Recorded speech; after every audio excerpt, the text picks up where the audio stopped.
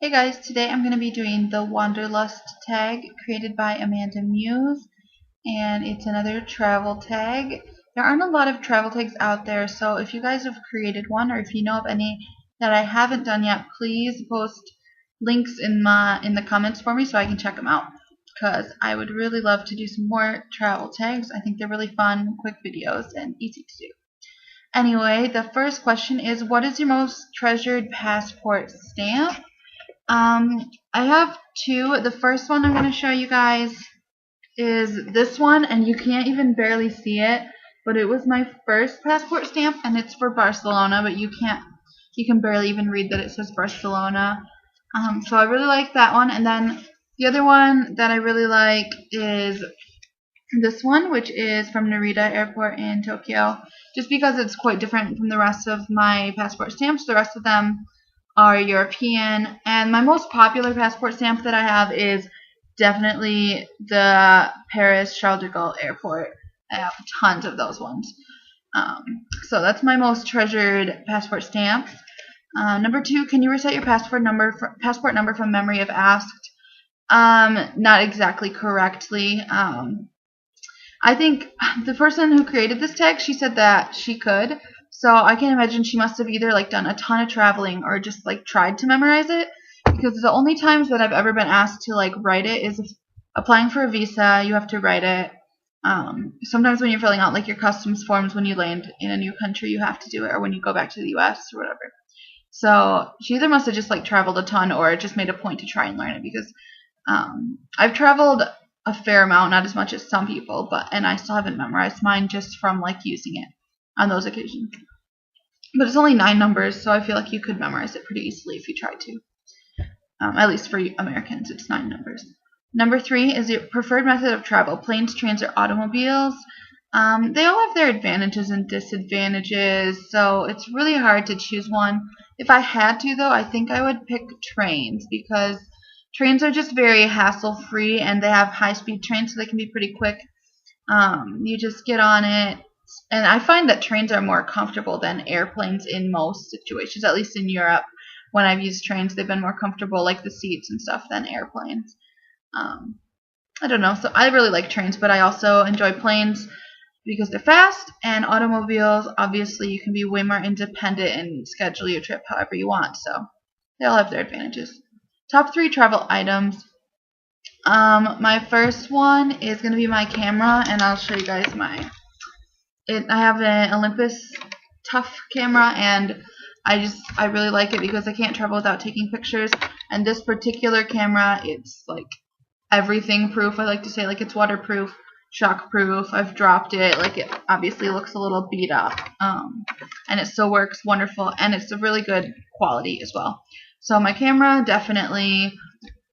And then I always have to have something to tell time with, so either a watch or a phone, something like that. And then the last thing is kind of a weird one, which is going to be my Nintendo DS. Well, it's not that weird, I guess. It's really great entertainment for when you're traveling, because if you're on a train or a plane, you can play video games on it. You can take pictures with it also, but it's not very good quality. And my favorite feature about it is what's called the Street Pass. And if you don't know a lot about the Nintendo DS, it's hard to explain. But basically, if you have it turned on and you're carrying it around and you pass other people who have it turned on, it trades information, and you can collect their little character in your game, and it's really fun, and it says where they're from, which I think is really cool. Just to collect the people from different places in your game. I really like that. Next question, hostel or hotel? It depends. I think hostels can have a really fun environment.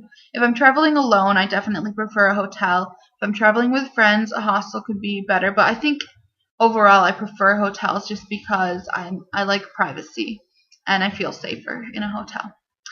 Number 6, are you a repeat visitor or do you explore new places? I'm the type of person who definitely prefers to explore new places.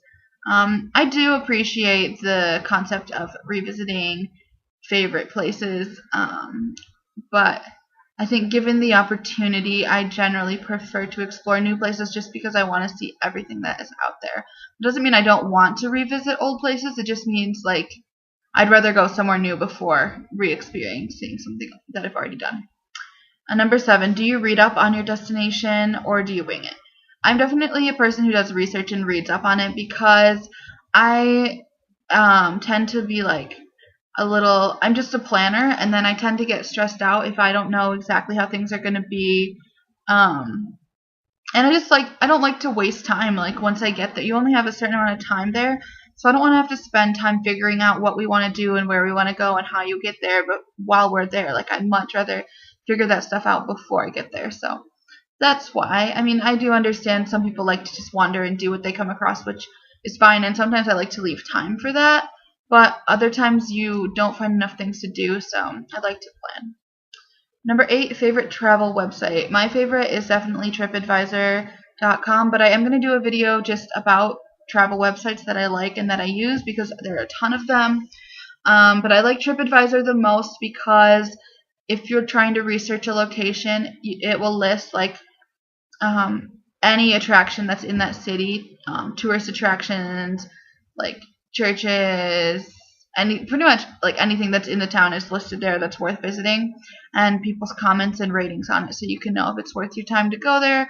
You can ask questions if you're planning really far ahead, different things like that. Another thing I love about TripAdvisor is they have a map feature where you can log in with Facebook and you can check off places you've been to or places you want to go to, and you can share these maps with your friends, which I think is super fun. Number 9, where would you recommend a friend to visit? Name a city and why. My favorite city that I've ever visited is Valencia, Spain. So that's probably what I would recommend. And the reason for that is, one, it's not a place that a lot of people go to. A lot of people, if they're going to go to like south of Spain, they go to Barcelona. And I didn't enjoy Barcelona as much as Valencia because it was really just full of tourists.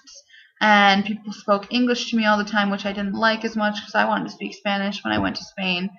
I still liked Barcelona, but I loved Valencia a lot more. I feel like Valencia is a less touristy version of Barcelona.